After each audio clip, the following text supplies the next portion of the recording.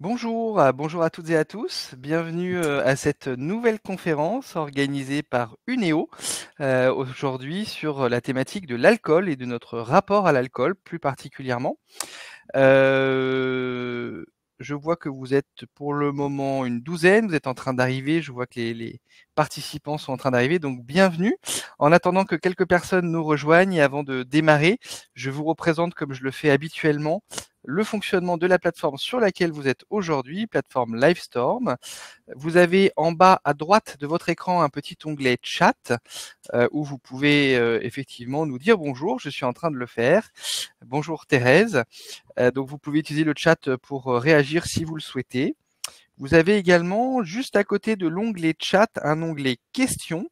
On vous demande, si possible, de nous poser plutôt les questions au fur et à mesure. On les prendra plutôt sur la fin de la conférence, mais de nous les poser plutôt dans cet onglet questions, tout simplement parce que le chat, étant donné qu'il peut y avoir un certain nombre de personnes qui réagissent, c'est toujours un petit peu plus compliqué pour nous de les retrouver. Donc merci, si possible, d'utiliser cet onglet questions. Vous verrez également un onglet réagir avec des propositions d'émoticônes. Voilà, vous pouvez nous donner vos réactions pendant cette conférence. Voilà, et ben écoutez, on va commencer. Est-ce que tout le monde m'entend bien? Si, n'hésitez pas à répondre dans le chat. Est-ce que vous m'entendez bien? Je vois une première réponse. A priori, ça a l'air d'aller. Parfait. Bon. Eh bien, écoutez, on va commencer cette conférence sans plus attendre. Donc, je vais commencer par me présenter. Je m'appelle Alexis Péchard. Je suis le président et le fondateur du cabinet GAE Conseil, une structure qui est spécialisée dans la prévention des conduites addictives. Je suis addictologue également et je suis accompagné aujourd'hui de Patrick qui va se présenter. Donc, bonjour à toutes et à tous. Patrick Bouissou, je suis patient expert auprès de la PHP et je suis aussi ancien officier de l'armée de terre. J'ai quitté le service actif en 2002 et je travaille actuellement dans le bâtiment et les travaux publics. Et je suis ravi d'animer cette conférence pour la deuxième année avec Alexis au profit du Néo sur ce sujet de l'alcool. Alors, c'est vrai, on va en faire peut-être pas une conférence, mais une conversation. J'ai entendu que le mot allait venir. On va essayer d'être le plus possible en interaction pour que ça soit d'autant plus agréable pour vous à écouter. De votre côté, encore une fois, n'hésitez pas. Il n'y a aucune question taboue. Je pense que l'alcool est un sujet qui nous concerne tous de plus ou moins près ou de plus ou moins loin. Mais voilà, encore une fois, n'hésitez pas.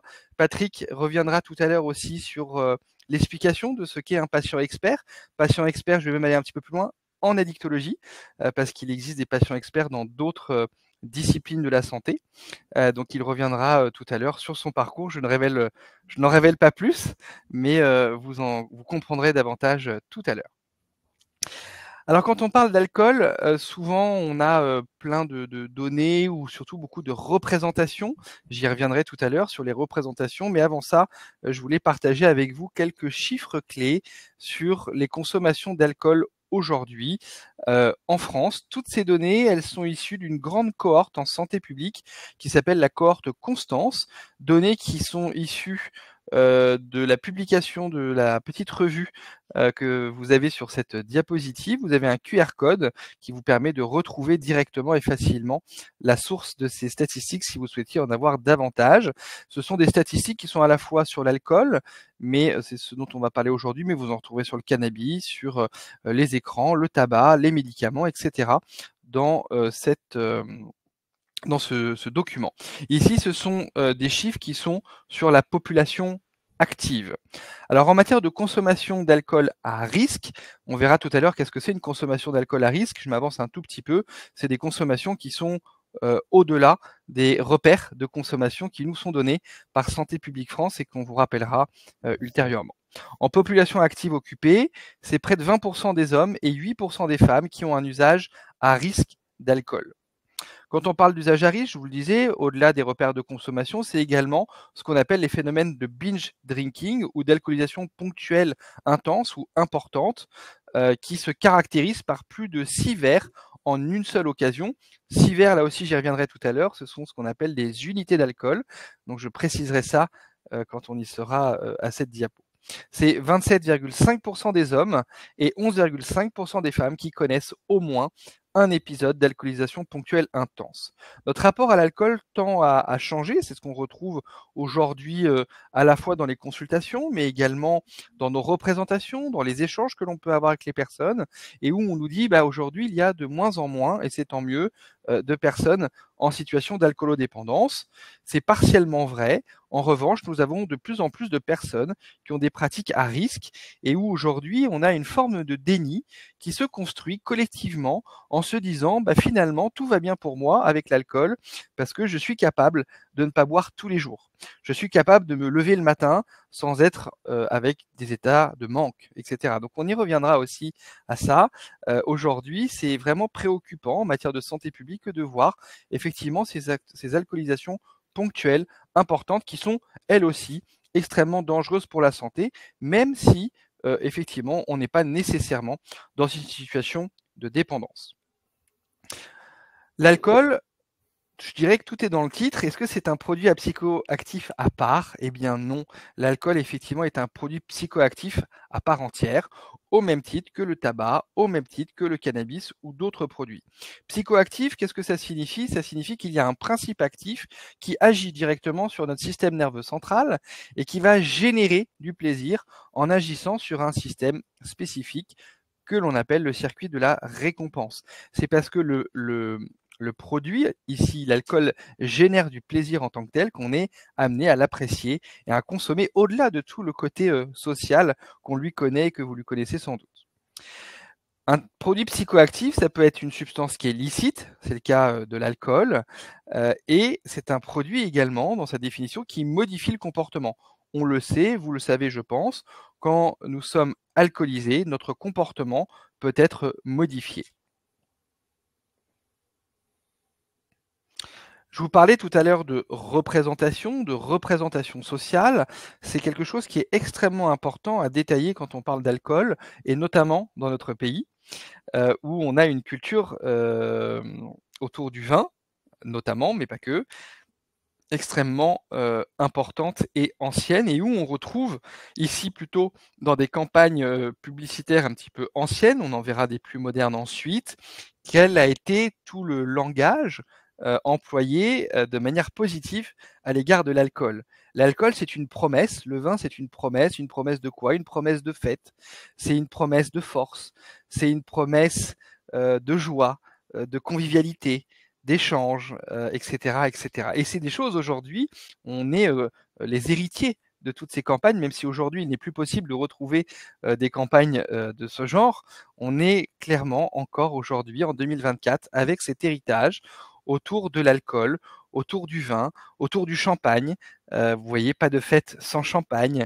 Qui aime le vin aime la vie. Enfin voilà, c'est vraiment des messages extrêmement forts, extrêmement valorisants autour de ce qu'amène l'alcool dans notre société, dans notre vie, dans nos relations sociales, sur nos comportements. L'alcool désinhibe, etc. Il y a toujours de bonnes raisons d'ailleurs de consommer ou de faire la fête.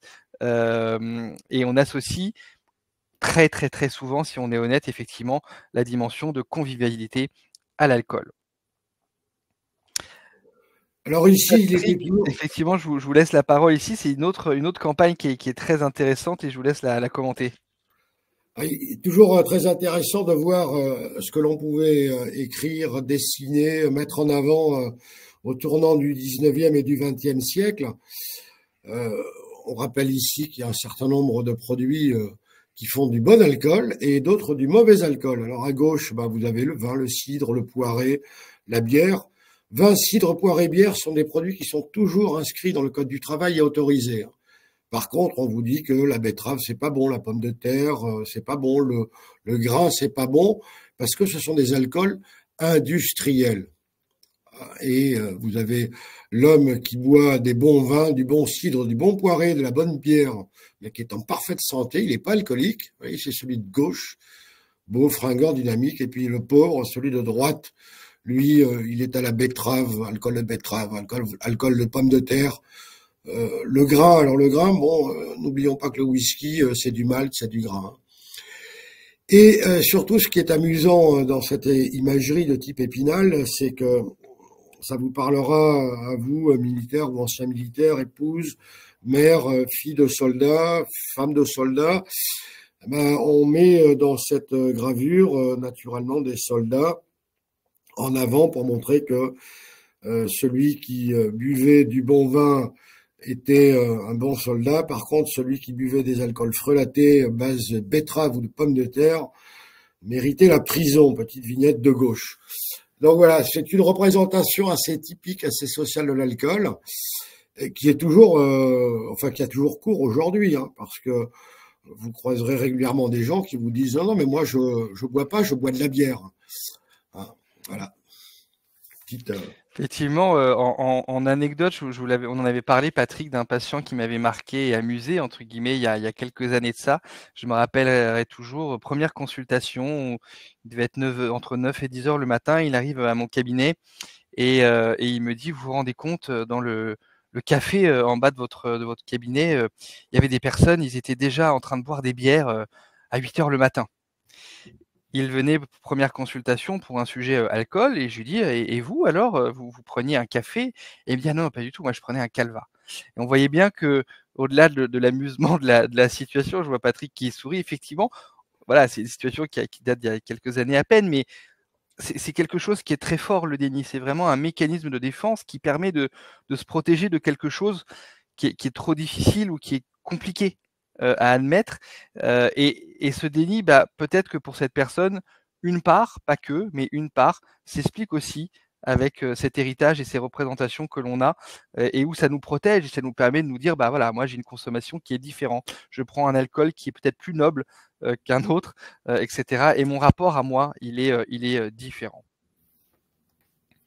En matière de communication plus moderne, on voit aujourd'hui comment, alors même si ça date encore un petit peu, mais c'est plus moderne que les précédentes affiches que je vous partage ici, quels sont les leviers du marketing et des publicitaires modernes pour rendre à l'alcool toujours quelque chose de désirable en matière de produits, en matière de contenu, jusqu'à s'infiltrer, si je puis dire, dans les films, dans des séries télévisées.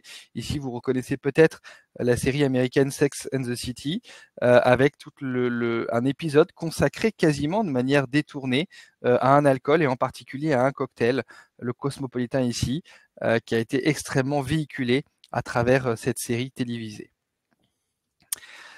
On le retrouve également de manière détournée encore plus parce que la communication est extrêmement contrôlée, mais jusque dans des événements sportifs. Voilà, je clôture ce premier chapitre introductif qui était vraiment à la fois sur les données et vraiment sur cet héritage culturel, vous l'avez compris, que l'on a et que l'on porte encore aujourd'hui. Alors, en matière d'effets, on voulait revenir avec Patrick aujourd'hui également sur les effets d'une consommation excessive d'alcool et de vous alerter et de garder à l'esprit que les effets, ils ne sont pas que pour les personnes qui sont ou qui ont été alcoolodépendantes, elles sont pour des personnes qui ont à un moment donné un rapport et une consommation excessive d'alcool. Quand je vous parlais tout à l'heure de binge drinking ou d'alcoolisation ponctuelle intense, donc au-delà des repères de consommation que je vous rappellerai tout à l'heure, bah, ces personnes-là également s'exposent bien entendu à des risques. Ces risques, ils peuvent s'inscrire sur du plus ou moins long terme. De manière immédiate, on va retrouver une diminution des réflexes, une diminution de la concentration, des prises de risques, des passages à l'acte parfois. On va retrouver des dérapages sur le plan verbal, parfois sur le plan physique. On va être amené à se mettre en danger, également, évidemment sur le plan professionnel, mais sur le plan également intime parfois. On a des liens évidemment avec tout ce qui est de l'ordre de la santé sexuelle. Voilà, plein de choses sur le plan plutôt court terme. On retrouve également sur le plan plutôt long terme des risques avec une augmentation de l'hypertension, des augmentations de l'infertilité, des dommages cérébraux et notamment avec des AVC, etc. Voilà, donc c'est vraiment à la fois sur le plan cardiovasculaire, mais également sur le plan neurologique qu'on peut être amené à retrouver malheureusement des conséquences sur le plus long terme des consommations importantes d'alcool, des troubles mnésiques également, ils ne sont pas rappelés ici, mais là aussi ce sont des choses Très important.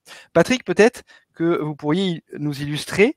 Vous l'avez compris, je pense, quand on vous a dit que Patrick était patient expert aujourd'hui. Patrick est donc un ancien usager, un ancien alcoolodépendant.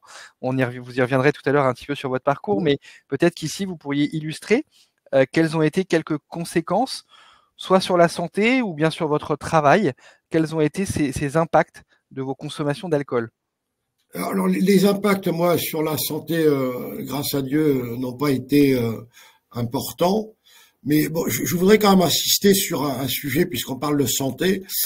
C'est que l'alcoolisme, c'est une maladie, puisque c'est le seul produit addictif dont on peut arrêter la consommation qu'en étant accompagné par un médecin, puisque au-delà du fait que l'alcool détruit le cerveau, peut provoquer des AVC, de l'hypertension, des ulcères à l'estomac, je passe sur l'état du foie, l'arrêt brutal de l'alcool peut provoquer arrêt cardiaque aussi, parce qu'il y a besoin d'accompagner la personne qui est alcoolodépendante. Ça, c'est un petit aparté. En ce qui concerne le travail, parce que on a toujours tendance à se dire que un petit verre par-ci, un petit verre par-là, ça permet de bien rouler. Eh bien non, ça permet pas de bien rouler, au contraire, parce que on réagit moins vite dans son travail.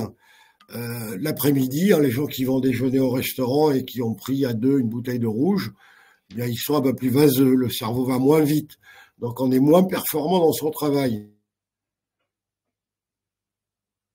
Et on s'y habitue à cette moindre performance en se disant de toute façon, comme je suis performant le matin, je peux me permettre d'être moins performant l'après-midi. Donc c'est très important de prendre en compte cet aspect-là des choses, parce que du coup, quelqu'un qui est moins performant l'après-midi dans son entreprise, même dans l'armée ou etc., eh bien les collègues vont dire c'est bien sympa, lui, il bosse le matin, mais enfin l'après-midi, il est pas là, quoi. Donc forcément, ça amène une dégradation de la qualité du travail et de ce fait un petit peu la mise à l'écart du collègue. Et en même temps, donc on devient moins performant. Ça, c'est indéniable.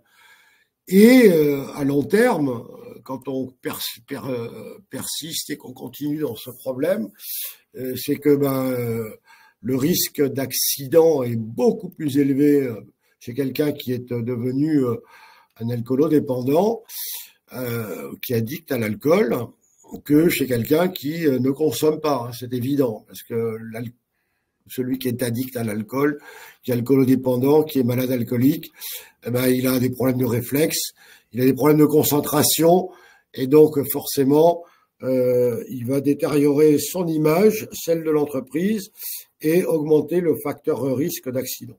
Donc c'est important de le prendre en compte, cet aspect-là des choses, parce que ça s'installe que petit à petit. Si ça venait d'un seul coup, on arriverait à le gérer correctement. Malheureusement, comme ça se met en place petit à petit, eh bien, on a du mal à s'en rendre compte. Mais on en reparlera un peu plus tard. Et on en reparlera parce que justement, c'est aussi une des manières, là, ces fameuses conséquences, qu'elles soient. Alors là, on a pris l'exemple du travail, mais on peut prendre des conséquences dans la vie privée également, bien évidemment. C'est sur ces faits objectifs et factuels que vous allez pouvoir vous appuyer si un jour vous êtes amené à aborder le sujet avec une personne en difficulté avec l'alcool, et ça, on y reviendra tout à l'heure. On a commencé à vous parler, je vous en parlais du point de vue de la santé, sur quelques risques, j'y reviens un peu plus dans le détail, sur les risques d'une consommation excessive d'alcool. Et encore une fois, j'insiste, les risques, ils sont bien évidemment pour des personnes qui sont alcoolodépendantes, et Patrick l'a rappelé, qui sont donc malades de l'alcool, mais également pour des personnes qui auraient un rapport excessif à l'alcool. C'est une augmentation très importante des maladies cardiovasculaires. Je vous parlais d'hypertension tout à l'heure, mais également en matière de troubles. Très important. On pense souvent au foie et tout ce qui est cirrhose d'origine alcoolique. Sur le plan du cerveau également, avec le développement de troubles cognitifs. Moi, je me rappelle d'un patient, effectivement, qu'on avait accompagné comme ça il y a quelques années et pour lequel les principaux troubles étaient d'un point de vue cognitif avec des troubles de mémoire très importants, mais également jusqu'à la forme la plus grave d'avoir du mal à se repérer sur un trajet, avoir des oublis même d'objets les plus essentiels. Je me rappelais qu'à la fin de l'accompagnement, parce que ça avait on était intervenu malheureusement trop tard, c'était quelqu'un qui ne savait plus comment est-ce qu'on utilisait une fourchette. Voilà, donc on était vraiment sur un cas extrêmement grave de démence précoce induite par une alcoolodépendance. Bon, c'est des situations un petit peu extrêmes, mais effectivement, ça peut aller là. On le sait également, l'alcool est un facteur extrêmement aggravant en matière de développement des facteurs de risque de cancer. 7 cancers ont un lien aujourd'hui avéré avec l'alcool. Et puis l'alcool va avoir également un impact pour la santé mentale. Je précise, parfois, et il est compliqué également dans notre pratique quotidienne de praticien, de faire la distinction à se dire est-ce qu'une personne a une symptomatologie anxio-dépressive parce que elle est alcoolodépendante ou en tout cas a un rapport excessif de l'alcool, et est-ce qu'elle a trouvé à un moment donné dans l'alcool une solution partielle parce que l'alcool est un anxiolytique puissant et qui peut fonctionner de ce point de vue-là avant de rendre malade. Et ça, c'est malheureux, mais c'est un des mauvais leurres, c'est un mauvais allié quand l'alcool est consommé de cette manière-là. Et à l'inverse, on le sait, l'alcool déprime. Donc il peut être d'une part anxiolytique, mais inversement, il déprime aussi. Donc c'est toujours très compliqué de se dire, est-ce que finalement, il était déprimé, donc il consomme de l'alcool, ou est-ce qu'il est déprimé parce qu'il consomme de l'alcool et qu'il a un problème avec l'alcool? Donc ça, c'est toujours très compliqué. Et finalement, la meilleure manière de le savoir, c'est de faire un sevrage et de voir qu'est-ce qui se passe une fois que la personne n'a plus un comportement altéré et modifié par l'alcool. Et en général, on se rend compte qu'on a un nombre non négligeable, un mois après sevrage, une disparition, en tout cas une amélioration nette sur le plan de la santé mentale, notamment en matière d'anxiété et de dépression. Voilà ce que je souhaitais vous rappeler ou vous dire en matière de santé. Patrick, vous vouliez rebondir? Et oui, je vais rebondir d'abord sur la diapo précédente pour rappeler quand même que tout ce qui est détruit par l'alcool n'est jamais reconstitué. Hein. Le cerveau, une fois qu'il est détruit, il est détruit. Et surtout, dans notre société où on parle d'égalité en permanence, il y a bien un sujet sur lequel il n'y a aucune égalité entre les hommes et les femmes, c'est l'alcool. Les dames qui sont avec un rapport mal organisé à l'alcool, on va dire qu'ils sont alcooliques, ont 60% de chances en plus d'avoir un cancer qu'un homme. Donc c'est un truc colossal. Donc l'alcool est vraiment encore plus nocif pour une femme que pour un homme. C'est nocif pour les deux, mais alors là-dessus, il n'y a aucune égalité. Donc soyez vigilantes, mesdames, sur ce sujet-là. Et donc on va passer maintenant au sujet qui est toujours très intéressant, c'est qu'est-ce que je consomme ? Il est plus que intéressant, il est essentiel. Et s'il y a un message à retenir aujourd'hui, alors il y en a plein, parce que je pense que tout ce qu'on dit est très intéressant, et j'en suis convaincu, mais s'il y a quand même un message de prévention essentiel à retenir aujourd'hui, c'est celui qu'on est en train de voir et qu'on va voir maintenant, c'est ce qu'on appelle les repères de consommation. C'est ces repères qui nous disent, est-ce qu'on est sur une consommation à risque ou pas pour notre santé? Quand je vous disais tout à l'heure, le binge drinking, les accusations ponctuelles intenses, ou importante, c'est au-delà de 6 verres. D'où ça nous vient la bonne recommandation, si je puis dire, et c'est une recommandation, ce n'est en aucun cas une prescription qu'on est en train de vous faire aujourd'hui avec Patrick. Le message que vous avez peut-être déjà vu, entendu ou lu, c'est que c'est maximum 2 verres par jour et pas tous les jours, que l'on soit un homme ou une femme. Ça veut dire quoi? Ça veut dire que c'est maximum 10 unités d'alcool par semaine, je vais vous expliquer ce qu'est une unité, maximum 2 unités d'alcool par jour, et donc ça veut dire qu'il y a au moins 2 jours dans la semaine sans alcool. Ça, c'est les recommandations de base. Donc ne vous dites pas, ah bah moi tout va bien, je consomme qu'une fois par semaine, j'ai mon stock de mes 10 verres, et bah finalement moi c'est le vendredi, voire éventuellement le vendredi et le samedi parce que je m'en prends 5. Ça n'est pas une bonne pratique de consommation et on est déjà dans une pratique à risque tel qu'on l'a vu tout à l'heure. Quand on parle d'unités d'alcool maintenant, très important, c'est ce qu'on appelle les unités standards. Et donc, c'est le petit schéma que vous voyez également à l'écran. Tous ces verres sont strictement équivalents en matière de quantité d'alcool pur. Vous avez la même quantité d'alcool dans chacun de ces verres. Que vous preniez un verre de vin à 12 degrés, un verre de 10 centilitres, un verre de champagne, ou bien un verre de whisky, un alcool fort à 40 degrés avec un contenant de 2,5 centilitres, vous avez strictement la même quantité d'alcool. Pourquoi est-ce qu'on vous alerte là-dessus? Tout simplement parce que l'on sait qu'à la maison, on a plutôt tendance à servir un petit peu plus, si ce n'est beaucoup plus, que les quantités qui vous sont indiquées ici. Alors, je ne suis pas en train de vous dire c'est bien ou c'est mal, et je n'ai aucun jugement de valeur sur la question. Simplement, je vous alerte et je vous invite même à faire le test chez vous. Vous pouvez prendre un gobelet doseur, même un gobelet doseur de cuisine, pour regarder comment est-ce que vous servez l'alcool et regarder quelle est la différence. Si je prends un alcool fort, en France, on sert plutôt, si on est honnête, aux alentours de 5 à 6 centilitres. Ça veut dire quoi? Ça veut dire que vous avez déjà 2 unités d'alcool dans votre verre. C'est-à-dire déjà la recommandation à ne pas dépasser. Et puis vous allez prendre un verre de vin à table. Puis le verre de vin, il va plutôt être aux alentours de 12 à 14 centilitres. Puis ça traite un vin à 13 degrés, non pas à 13, à 12. Donc vous voyez que vous êtes largement au-delà des 2 unités. Et si on est honnête, et probablement moi le premier si j'en avais pas conscience de ce que je suis en train de vous dire, je vous dirais que je n'ai pas fait d'excès. Pourquoi on vous en parle également, au-delà de la santé, du point de vue du risque routier et de la conduite? Quand on se dit c'est pas plus de 2 verres avant de prendre la route. Les 2 verres pour la route, c'est les unités. Pourquoi? Parce que statistiquement, l'unité d'alcool, elle est égale à 0,25 dans le sang. Alors après, il y a des critères bien évidemment qui vont influencer le taux d'alcoolémie dans le sang, notamment si on a un homme ou une femme. Alors Patrick rappelait effectivement qu'il n'y a pas d'égalité homme-femme en matière d'alcool. On va le revoir également dans quelques instants en matière d'élimination. Autre critère que le sexe, c'est si vous êtes à jeun ou non. Ne pas être à jeun, c'est donc être au cours d'un repas. Manger 3 cacahuètes à l'apéritif, ce n'est pas un repas. Hein. Un repas, c'est un repas complet. Et puis le troisième critère qui influence, c'est le poids. Voilà. Donc c'est ces 3 critères-là qui peuvent influencer, mais statistiquement, retenez que l'unité d'alcool, elle est égale à 0,25. Maintenant, si vous souhaitez avoir plus de précision, et la meilleure des pratiques en matière de prévention, et notamment vis-à-vis de la route, c'est de souffler dans un éthylotest avant de reprendre le volant, ou mieux encore, de ne pas reprendre le volant et de rester là où vous êtes, dormir, voire d'avoir quelqu'un qui conduise et qui n'a pas consommé. Patrick, une petite question sur ces repères de consommation. Est-ce qu'ils s'appliquent en... Il y a eu une coupure, Alexis? ou ancien malade plutôt. Voilà, qu'est-ce que vous pouvez nous dire de ça aujourd'hui? Il y a eu une coupure, Alexis, dans la question. Je disais, Patrick, par rapport à ces différents repères, et notamment ces recommandations de Santé publique France, est-ce qu'elles s'appliquent aujourd'hui encore pour vous? Est-ce que vous les appliquez ou est-ce que vous avez fait un choix différent dans votre vie?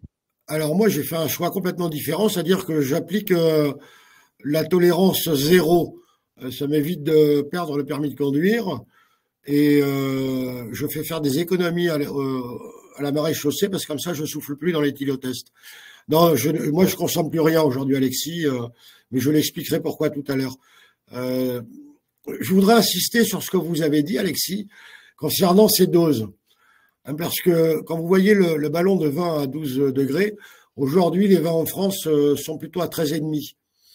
Et une bouteille de vin, ça fait 75 centilitres. Ça veut dire qu'une bouteille de vin à table, c'est 7 verres. Sauf que quand vous allez au restaurant, souvent la bouteille de vin, vous l'avez bu à 2. Donc ça veut dire qu'il y en a un qui a pris 3 verres et l'autre 4. C'est-à-dire que les deux, même s'ils ont pris un repas, ils ont peut-être préalablement pris un apéritif. Et donc ces deux personnes-là ne sont pas en état de reprendre le volant et de rentrer chez elles. Hein. Il faut vraiment avoir ça en tête. Et je suis pas là pour dire c'est bien, c'est pas bien, parce que vous comprendrez tout à l'heure que j'ai fait des choses qui n'étaient pas très bien. Mais c'est juste de prendre conscience que il y a sa propre sécurité et celle des autres usagers de la route, et que donc il faut vraiment le prendre en considération. Et qu'il vaut mieux organiser de temps en temps un dîner chez soi et donner la possibilité aux amis de dormir sur place pour bien en profiter, plutôt que de se dire que ben non, mais c'est pas grave, hein, j'ai bu 3 verres et de toute façon ça passera. Ben, le problème c'est que le jour où il y a un accident, ça passe pas. Voilà, donc c'est très important de prendre ça en compte. Tout à fait. Dernière recommandation qui nous est donnée de Santé publique France, qui est aujourd'hui très connue, peut-être même encore plus que la précédente, on le rappelle quand même, c'est zéro alcool pendant la grossesse, la consommation d'alcool pour les femmes enceintes est à l'origine de la première cause de handicap mental d'origine non génétique. Donc ça, c'est vraiment important de le garder en tête, que l'on soit concerné ou pour ne pas inciter en revanche également à consommer de l'alcool à des femmes qui seraient concernées. On vous a parlé donc de binge drinking, je vous ai parlé des repères de consommation, je vous ai dit que c'était quand même des pratiques qui étaient de plus en plus courantes, ces alcoolisations ponctuelles intenses. Patrick, est-ce que vous pouvez nous donner quelques conseils en matière de prévention autour du binge drinking? Bah, déjà, il faut essayer de pas pratiquer le binge drinking, qui est un truc Forcément. colossalement dangereux et qui touche énormément les jeunes, à partir de 15-16 ans, parce que les alcooliers ont été très très forts là-dessus. Vous savez, on propose des alcools pré-préparés, des mélanges, coca avec un petit peu d'alcool, jus d'orange avec un petit peu d'alcool. Donc il faut être super vigilant là-dessus.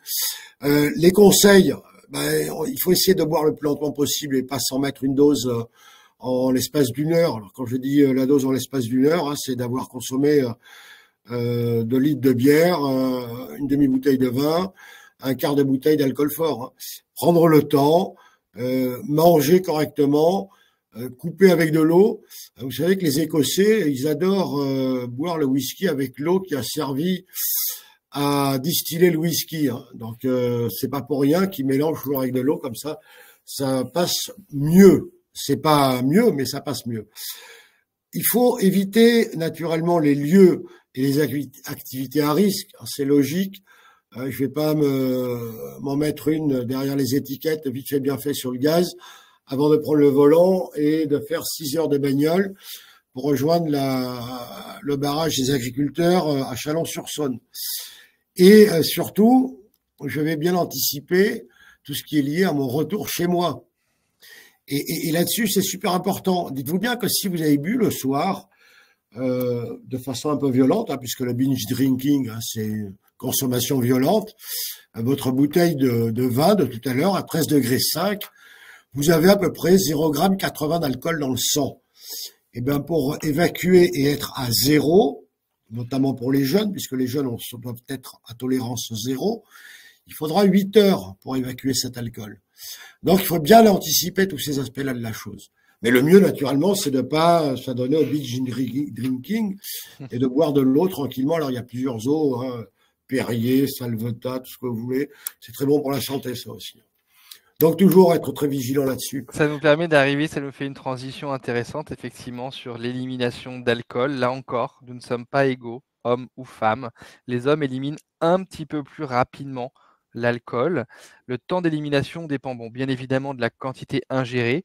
Et globalement, on est sur une moyenne de 0,15 grammes par litre de sang par heure. Donc, vous retrouvez un petit schéma, effectivement, ici, qui vous donne comment s'élimine l'alcool selon la quantité. Évidemment, pour plus de précision, le mieux, c'est de souffler, mais vous avez également des applications mobiles ou différents outils qui vous permettent d'évaluer de manière statistique quelle est votre consommation d'alcool. Ça me permet également une transition. Je vais vous mettre dans le fil de conversation, dans le chat, un outil qui s'appelle Alcomètre, que je vous invite à aller visiter. C'est bien évidemment anonyme, qui est poussé par Alcool Info Service, le numéro de téléphone spécialisé sur la thématique alcool pour des personnes qui auraient besoin d'aide, de soutien ou de conseils. Alcomètre vous permet d'établir un petit peu un profil personnalisé à partir de différents critères. Est-ce que vous êtes un homme, une femme, votre poids, vos consommations, vos habitudes de consommation, les quantités, on va vous parler d'unités, etc. Et vous allez retrouver des conseils personnalisés et un profil un peu type avec plein de choses qui sont très bien faites dans l'outil Alcomètre. Donc je vous invite à l'utiliser et si vous ne l'utilisez pas vous-même, à en parler autour de vous. L'alcool reste également un produit extrêmement calorique. Alors cette image, elle est simplement à des fins pédagogiques, hein, c'est pas d'une précision scientifique folle ce que je suis en train de vous partager ici, mais où on estime, et c'est toute la communication qu'il y a derrière, qu'une coupe de champagne, par exemple, c'est égal à un donut d'environ 50 grammes, qu'une pinte de bière serait équivalente à une grosse part de gâteau au chocolat type forêt noire, etc., etc. Tout ça pour dire que parmi les bénéfices, et vous en avez peut-être entendu parler au cours du mois de janvier avec le phénomène du Dry January, où parmi les bénéfices attendus sur une coupure d'alcool, il y a également, au-delà de tout ce qu'on peut imaginer pour la santé, mais l'un des bénéfices parmi tant d'autres est la perte de poids. De quoi, ouais.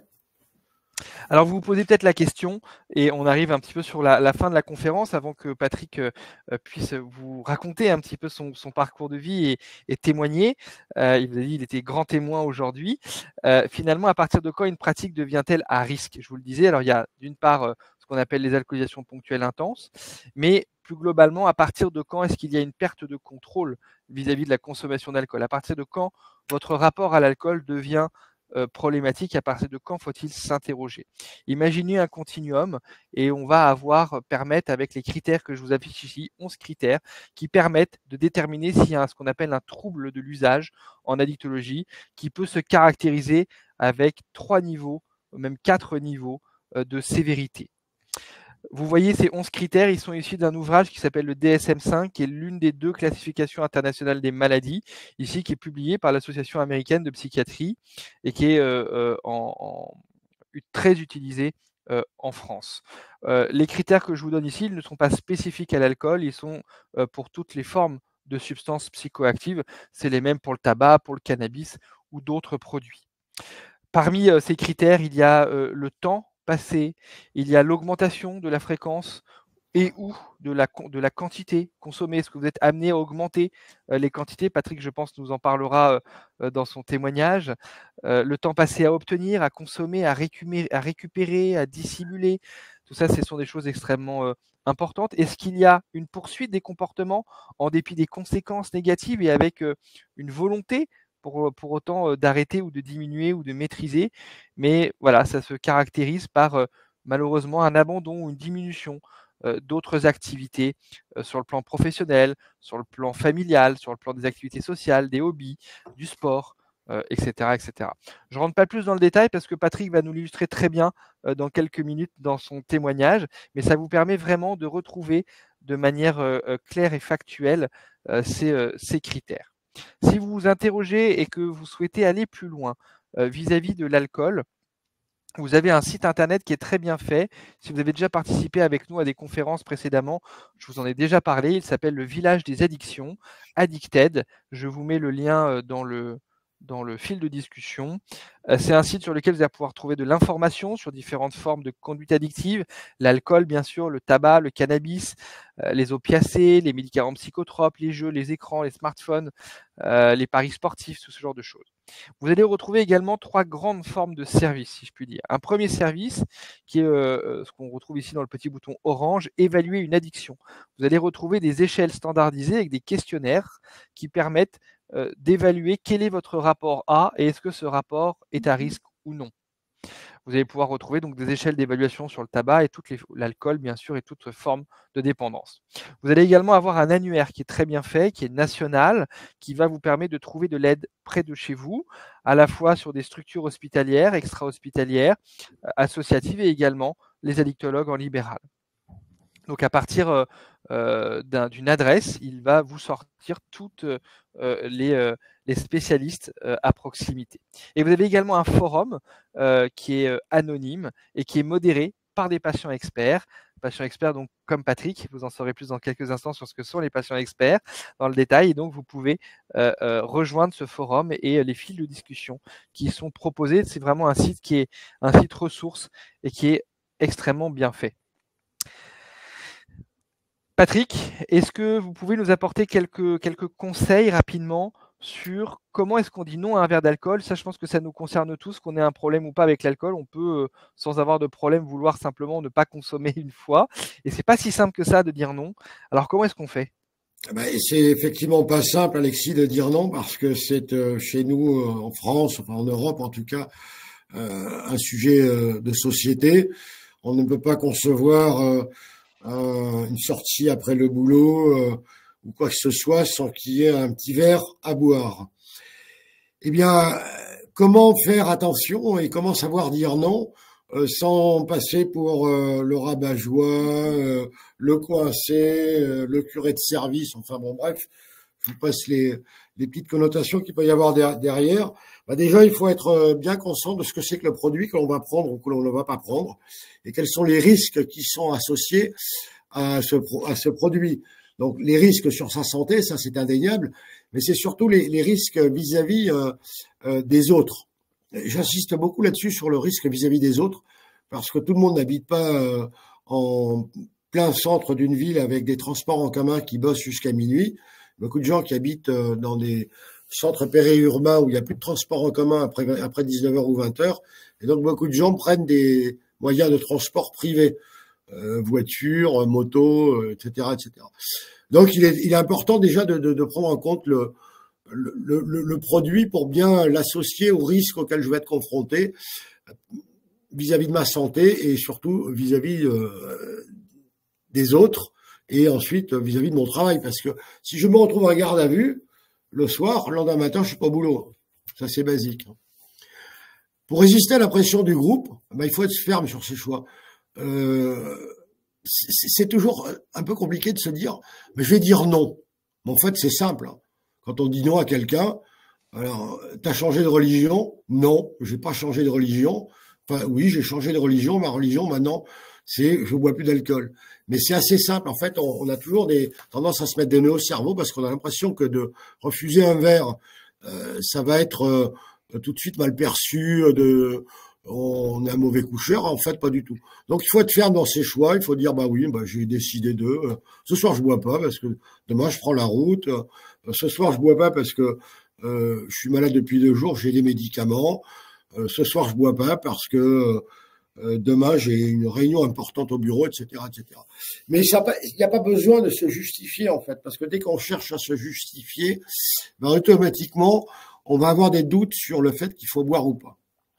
Donc, il faut toujours être franc. Hein. J'essaie de ne pas boire parce que telle ou telle raison. Je prends un traitement médical, j'insiste là-dessus. J'aime bien commencer par un bon verre d'eau parce que j'ai une journée chargée. Je fume un petit peu, donc l'eau, ça sera très bien parce que ça va me rafraîchir la gorge. Demain, j'ai mon entraînement parce que je suis inscrit à l'Ironman de Nice dans un mois. Et demain, j'ai mes 12 kilomètres à la piscine à faire.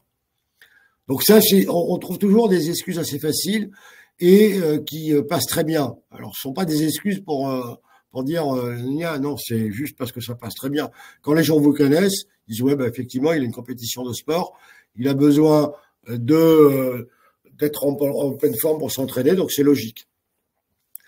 Et il faut aussi prendre en compte l'autre aspect, c'est-à-dire que si moi j'organise un pot, il faut que je puisse proposer des boissons non alcoolisées.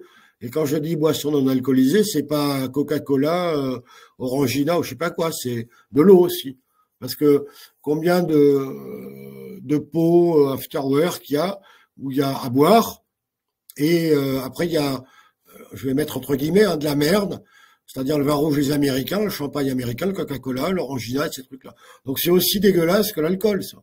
Donc il faut bien prévoir des vrais softs qui sont un jus de pomme, un jus de poire, un jus d'orange et surtout de l'eau.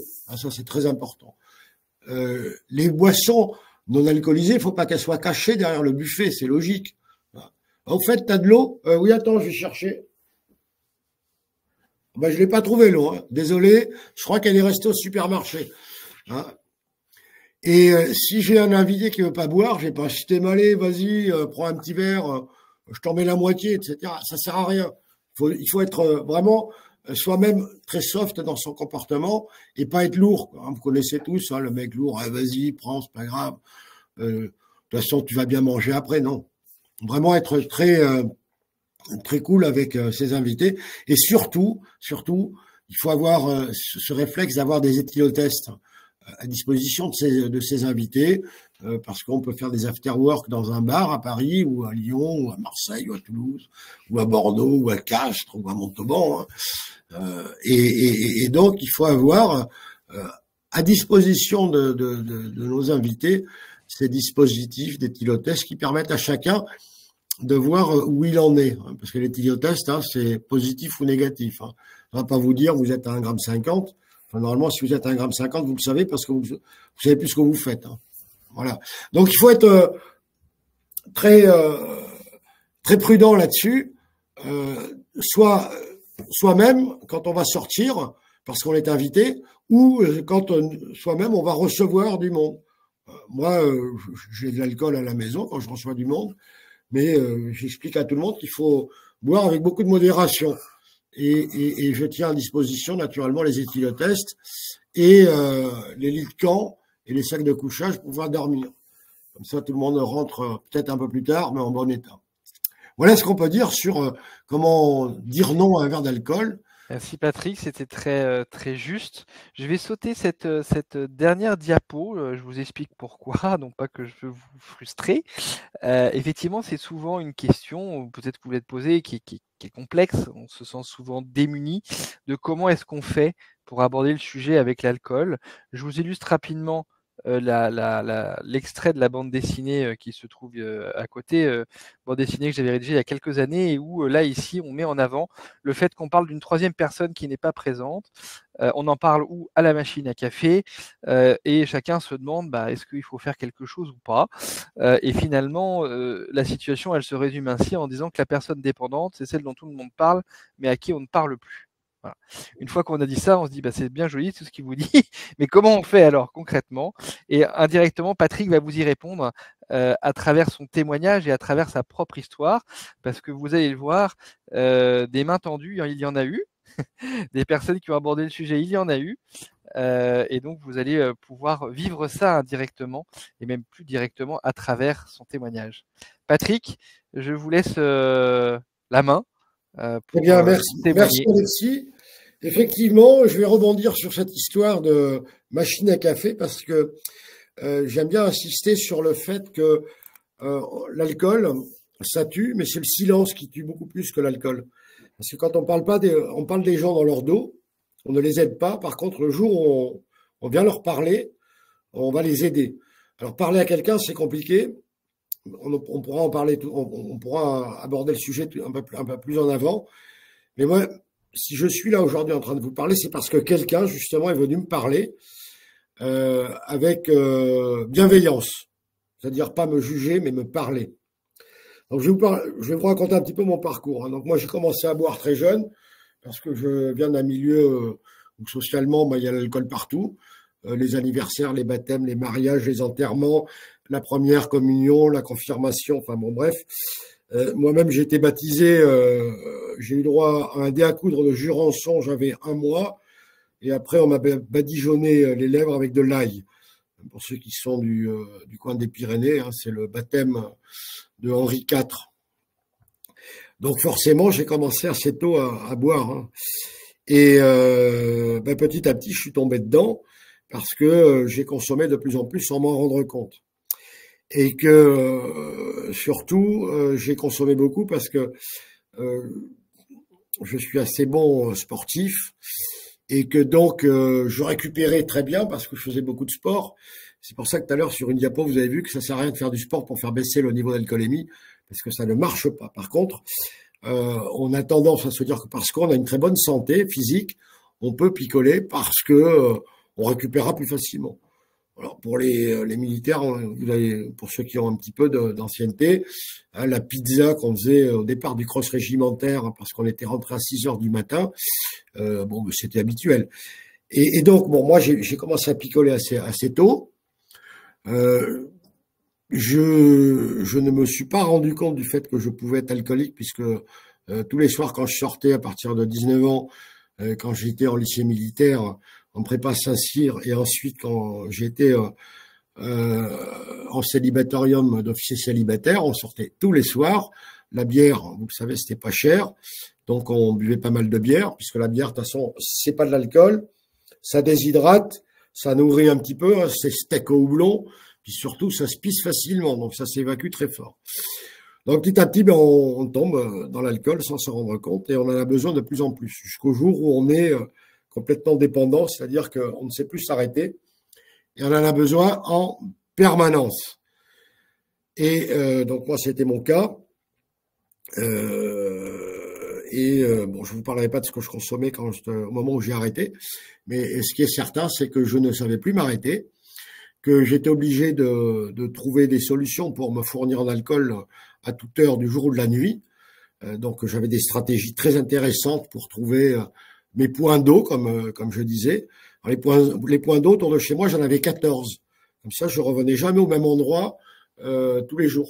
Comme ça, le marchand pouvait pas dire que j'étais quelqu'un qui avait un problème d'alcool. Hein. puisqu'il faut se cacher en même temps. Il faut cacher sa consommation, on en a besoin, mais il faut la cacher.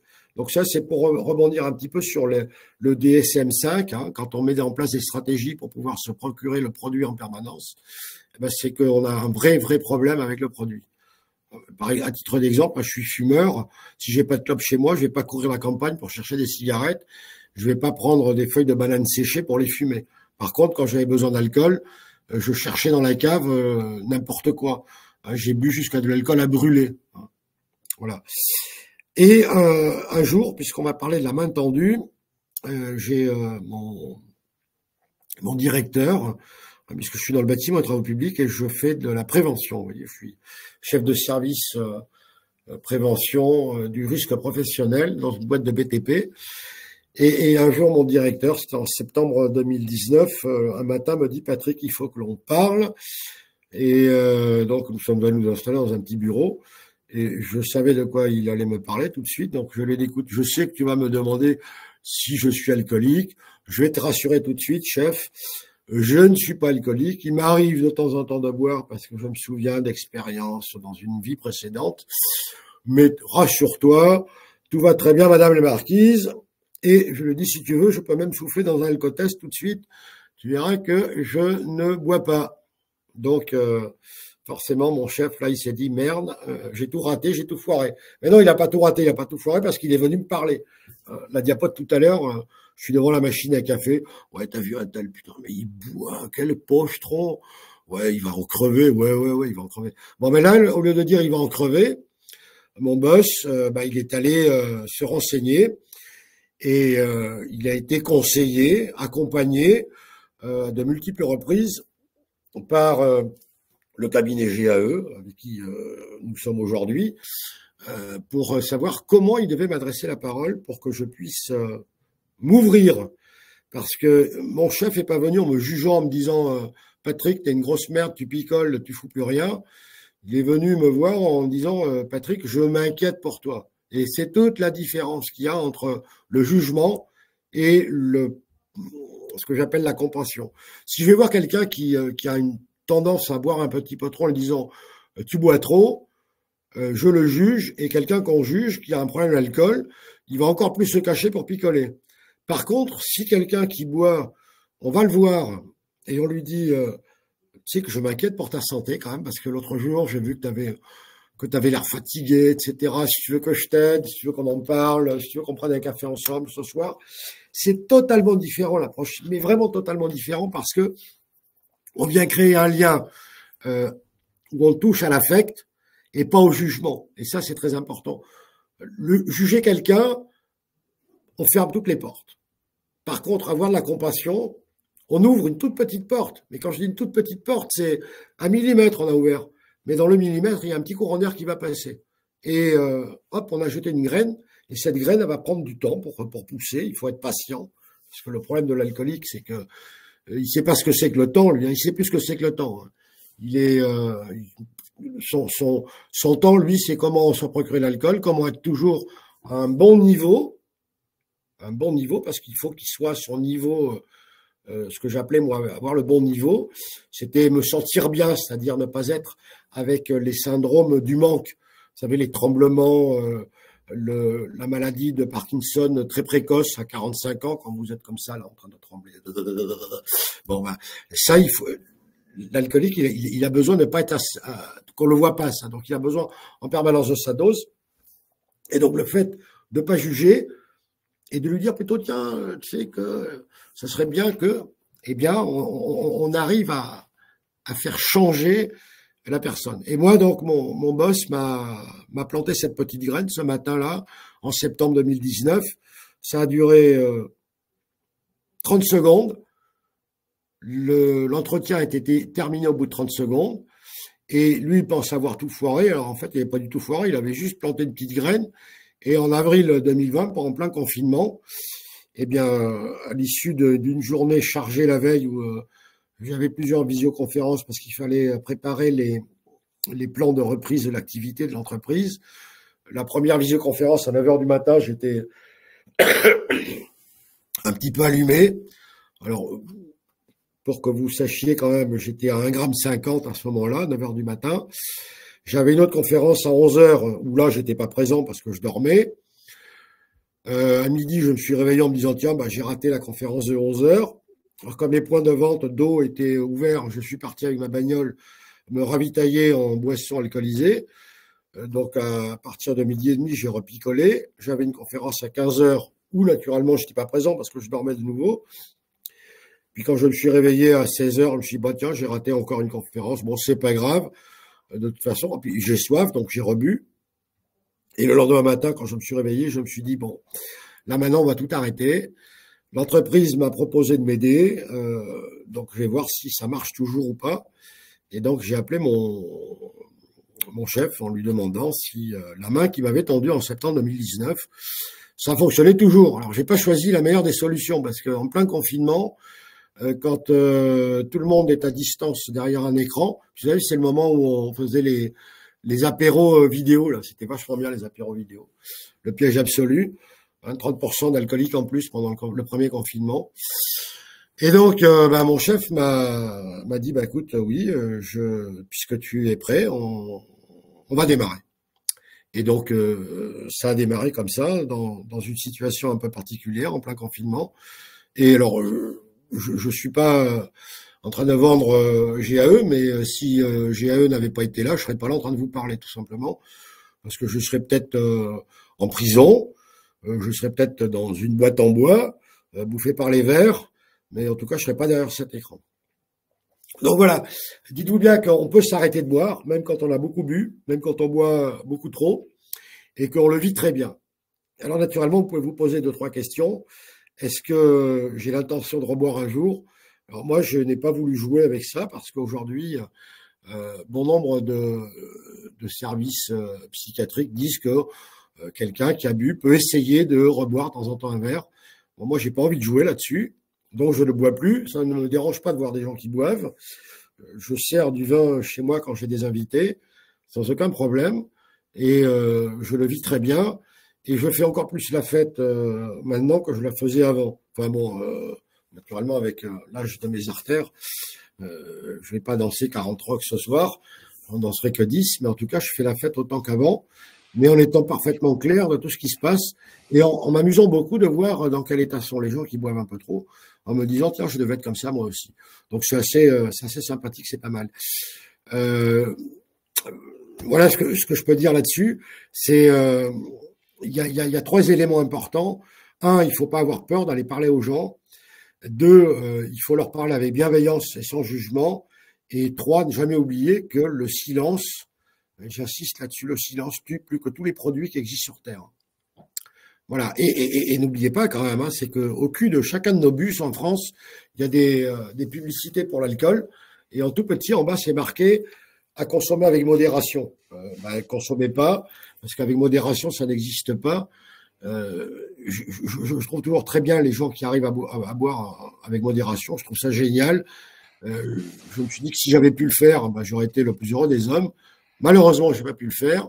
Donc aujourd'hui, c'est l'abstinence complète. Je m'en porte très bien. Et sachez que quand j'ai arrêté de boire, alors je suis pas épais, moi, je pèse 75 kilos.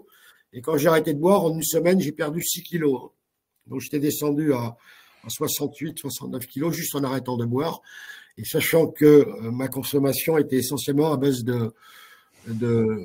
d'orge fermentée, vous savez ce qu'on appelle le malt, le pur malt. Voilà. C'était la base de ma consommation. Patrick, Voilà. on arrive à la fin de vraiment la fin de la conférence. Merci beaucoup parce que c'est toujours très riche, c'est émouvant et surtout ça donne un message d'espoir, je pense. Enfin, j'en suis convaincu. Donc un grand merci. Je vous ai partagé le lien vers un questionnaire d'évaluation. Merci de le remplir. Il y a des réactions dans le chat. Merci, merci à tous. Je vois qu'il y a beaucoup de remerciements, Patrick. Dans le chat, des félicitations, des merci, des voilà. Merci beaucoup. On doit tenir l'horaire. Je ne sais pas s'il y a une question éventuellement. Je n'en vois pas. Il n'y en a pas eu au cours de la conférence. Il y en a eu juste sur le replay à laquelle j'ai répondu par écrit. Oui, il y aura le replay comme d'habitude. Vous le recevez par email. Bon. Merci beaucoup. Patrick, bravo. Merci. C'est toujours très riche Merci à tout le monde. d'animer avec vous. Ça me fait toujours très plaisir. Ça me remet aussi, ça me renvoie en arrière. Il n'y a pas Avril trop 2020, bientôt. la première Ouais. consultation que j'ai fait avec vous, j'étais dans ma voiture. Je m'en rappellerai aussi. Très bonne fin de journée à tous et à bientôt. Au revoir. Merci à tout le monde. À bientôt. Au revoir. Merci beaucoup. Au revoir.